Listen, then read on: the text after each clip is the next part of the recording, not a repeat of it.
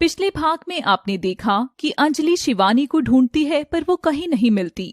दूसरी ओर मिहिर के मन में सलाखा के लिए प्यार पैदा होने लगता है, इसलिए वो सलाखा को मारने का इरादा बदल देती है। मगर तभी उसे पता चलता है कि उसकी माँ शिवानी को कटकानंद ने ही कैद कर रखा है। एक और विशाखा मिहिर को हासिल करने के लिए सलाखा को रास्ते से हटाने की ठान लेती है और गिरीश को तांत्रिक नागिस्तान और नागलोक की कहानी सुनाता है। अब देखिए आगे। अगले दिन विशाखा और गिरीश फिर से मिलते हैं। तो क्या सोचा तुमने विशाखा, अपना प्यार पाना है या उस सलाखा को पूरी जिंदगी झेलना है? नहीं गिरीश, मैं अपना प्यार जरूर पाऊंगी, मगर कैसे? और गिरीश उसके कान में अपनी बात कह देता है और विशाखा वो सुनकर मुस्कुराती है। ओ मेरे मिहिर, तुम सिर्फ मेरे ही रहोगे। ऐसी छिपकर मैं कब तक बैठी रहूंगी? मुझे कुछ ना कुछ तो करना ही होगा, उसे ढूंढना ही होगा। और अपने नागिन रूप में आ जाती है और शिवानी के पुराने घर पर जाती है जो एकदम खंडर हो चुका था। अंजलि मानव रूप में आ जाती है और घर की ऐसी हालत देखकर रोने लग जाती है। ये सब कैसे हो गया? कितना सुंदर था हम सबका ये घर। अंजलि पुरानी यादों को याद करती है। यहाँ इस कुर्सी पर माँ जी बैठकर हमें डांटती थी और पीहू तो घर की रौनक थी। अंजलि दीदी आ गई मेरी शैतान। और पीहू भागकर अंजलि को गले लगा लेती है। आखिर इस हंसते खेलते परिवार को हुआ क्या है? 20 सालों में ऐसा क्या बदल गया? तभी अंजलि को वहां जमीन पर पड़ी हुई एक फोटो नजर आती है। अंजलि उसे उठाकर साफ करती है और उसमें देखती है कि शिवानी अर्जुन और पीहू के साथ खड़ी थी और शिवानी के पास एक बच्चा भी खड़ा था।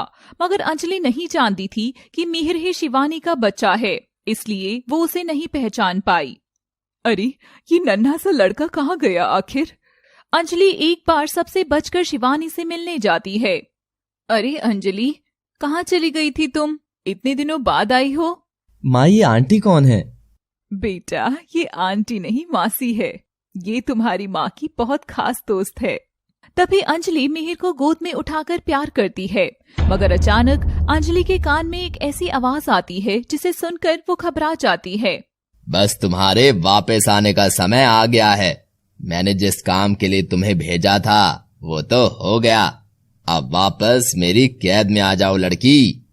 अच्छा शिवानी, अब मैं चलती हूँ। मगर ऐसे कैसे? इतनी जल्दी क्यों? नहीं, वो छोटी भी अकेली होगी। अब मैं दोबारा आऊंगी तुम्हारे पास। और अंजलि वहां से निकलकर एक गुफा में जाती है जहां कटकानंद बैठा हुआ था और वो अंजलि को फिर से बांधकर गुफा की दीवार के पीछे कैद कर देता है। अच्छा, तो उस नागिन का एक बेटा भी है। अब आएगा कहानी में मजा। किसे पता था? वो आखिरी दिन था जब मैंने तुम्हें देखा था शिवानी। मुझे लगता है कि तुम्हारे गायब होने के पीछे जरूर उस दुष्ट तांत्रिक का हाथ है। हे नागदेव, ये कैसी उलझन है? एक तरफ मुझे मेरी छोटी को बचाना है, दूसरी तरफ शिफानी का पता लगाना है, तीसरी ओर अगर मैंने मिहिर और सलाखा के साथ खेल नहीं किया तो वो तांत्रिक। मैं क्या करूं नागदेव, मैं क्या करूं? तभी अंजलि का रोना सुनकर नागदेव प्रकट हो जाते हैं। बेटी, यूं परेशान मत हो। नागदेव, ये सारी चीजें मैं एक साथ कैसे करूं? ना ही मुझे ये पता कि शिवानी का परिवार आखिर है कहाँ। चिंता मत करो, शिवानी का बेटा भी उसी की तलाश में है और तुम्हारी और उसकी मंजिल एक ही है। क्या? मगर मैं उसे कहाँ ढूंढूंगी? तभी नागदेव एक पीली रोशनी छोड़ते हैं जो उड़ते हुए मिहिर के कमरे में जाती है और सोते हुए मिहिर के शरीर में प्रवेश कर जाती है। शिवानी बेटा जहाँ कहीं भी है, मैंने उसकी नाग शक्तियाँ उसमें जगा दी हैं। इससे बहुत जल्द तुम दोनों एक दूसरे से मिल सकोगे। अंजलि ये जानकर खुश होती है और नागदेव को प्रणाम कहती है। नागदेव गायब हो जाते हैं। मैं अब तुम्हें ढूंढ कर रहूंगी बच्चे। अंजलि ये सब कर ही रही होती है कि तभी दरवाजे पर दस्तक होती है। देर रात को मिहिर और मृणालिनी दोनों बाहर बैठे हुए थे। क्या हुआ मिहिर, तुम इतने परेशान क्यों हो? मृणालिनी, ये सब हमारे साथ वो तांत्रिक बहुत गलत कर रहा है। हमें इन सब से बाहर आना ही होगा। पर मिहिर, मैं बाहर आकर क्या करूंगी? मेरे जीवन का तो केवल एक ही मकसद है, उस तांत्रिक की मौत। ये सुनकर मिहिर चौंक जाता है। क्या? पर मुझे तो लगा था कि तुम उस तांत्रिक के लिए ही काम करती हो, क्योंकि तुम एक मोरनी हो और उसी ने तुम्हें बनाया है। वो सब तो मैंने उसका विश्वास जीतने के लिए किया था, ताकि एक दिन मौका पाकर मैं उसे खत्म कर सकूं। इसके अलावा मुझे और कुछ नहीं चाहिए। मगर क्यों? आखिर तुम्हारे साथ ऐसा क्या हुआ था? पहले तुम बताओ, तुम आखिर इसके जाल में कैसे फंस गए? ये बात कुछ साल पुरानी है। मैं अपने परिवार के साथ बहुत खुश था। माँ, बाबा और मैं। दादी मर चुकी थी तो हम लोग खुशी खुशी रहते थे। और एक रोज मैं नींद से उठा तो मैंने देखा कि पूरा घर अस्त व्यस्त है और माँ और बाबा नजर नहीं आ रहे हैं। माँ, माँ, कहाँ हो तुम? मगर वहाँ कोई नहीं था। मैं रोता हुआ बाहर गया। मैंने इधर उधर देखा और फिर तभी मुझे थोड़ी दूर पेड़ के नीचे बैठा हुआ एक साधु दिखाई दिया। मैं उस साधु के पास गया। बाबा, जैसे ही मेरा आंसू उसके पांव पर गिरा, वो मेरे बारे में सब बताने लगा। क्यों बच्चे, माँ के खोने से परेशान है? जी बाबा। भूल जा, अब तू भूल जा उसे। वो तुझसे हमेशा के लिए दूर जा चुकी है। वो ले गया उसे। मिहिर ये सुनकर बहुत रोने लगा और साधु से मदद मांगने लगा। ठीक है, मगर इसके लिए तुम्हें बहुत कुछ करना होगा।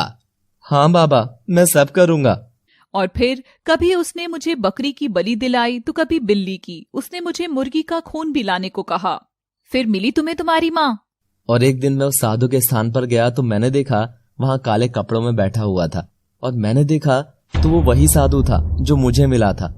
मुझे कुछ भी नहीं समझ आया। अगर अपनी माँ की सलामती चाहता है तो तुझे एक लड़की की बलि देनी होगी। उससे वो तेरी माँ को छोड़ देगा। कौन छोड़ देगा? कौशिक। कौशिक ने ही तुम्हारी माँ को कैद कर रखा है। ठीक है, मैं वो सब करूंगा जिससे मेरी माँ वापस आ सके। और फिर ये सब हुआ। क्या कहा तुमने? कौशिक ने कैद कर रखा है? मगर ये कैसे हो सकता है? कौशिक तो मर चुका है। हाँ, और मेरी माँ उस कटकानंद के पास ही कैद है। अब तुम अपनी कहानी बताओ। मैं मेरी बहन की मौत का बदला लेने आई हूँ मिहिर। बहुत साल पहले उसी कौशिक ने मेरी बहन को एक नागिन के पीछे भेजा था, मगर मेरी बहन भी गलत नहीं कर सकी। और उसके बाद उस कौशिक के मरने के बाद उस कटकानंद ने उसे मार डाला। और मृणालिनी रोने लग जाती है। ओह, ये बात है। मिहिर, अगर तुम चाहते हो कि तुम इन सब से बाहर निकलो तो मैं तुम्हारी मदद जरूर करूंगी। और मृणालिनी मिहिर का हाथ पर हाथ रखती है। मिहिर के हाथ बहुत ठंडे होते हैं, जिसे छूते ही मृणालिनी अपने असली रूप में आ जाती है, एक नागिन के रूप में। मिहिर ये देखकर हैरान हो जाता है। ये क्या? तुम एक नागिन हो? तो वो मोरनी रूप कौन थी? ये क्या हुआ? मैं नागिन कैसे बन गई? ये सब क्या है मृणालिनी? मिहिर, हाँ, मैं असली में एक नागिन ही हूँ। कटकानंद को मुझ पर शक ना हो इसलिए मैं मोरनी के रूप में आई थी और मोरनी की झूठी कहानी भी सुनाई। मगर आखिर में अपने आप नागिन रूप में कैसे आ गई? और तुम्हारे हाथ इतने ठंडे क्यों हैं? मुझे तो कुछ भी नहीं समझ आ रहा। अब मुझे चलना चाहिए। और मिहिर वहां से चला जाता है। ये सब अभी कैसे हुआ? मुझे पता लगाना ही होगा। अंजलि दरवाजे की खटखट सुनकर पीछे मुड़ती है तो देखती है कि वहाँ एक प्यारी सी लड़की खड़ी होती है। हाँ जी, कहिए। क्या आप यहाँ रहती हैं? हाँ, पहले रहती थी, पर अब यहाँ कोई नहीं रहता। पर आप कौन है? और आपका कोई काम है क्या? तभी वो लड़की दौड़ती हुई आकर अंजलि के गले लग जाती है। अंजलि समझ नहीं पाती कि वो आखिर कौन है। अंजलि दूर हटती है और उसे अच्छे से देखती है।